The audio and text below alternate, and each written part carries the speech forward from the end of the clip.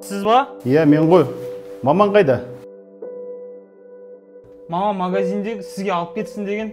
Адам өзі шаршап келген кезде өзі жаяу келсе болмай ма екен? Білмеймін, көп зат алған сияқты. Шаршап тұрсаңыз, мен барып қайтайын машинамен, жақын жер ғой. Жарайды, барып қайтшы сен, мен шаршап тұрмын, жуынып алайын өзім.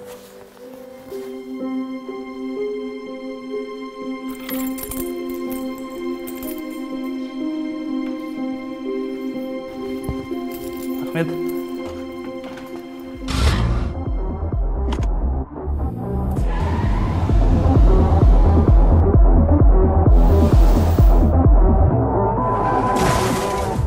Санжар, тоқташ.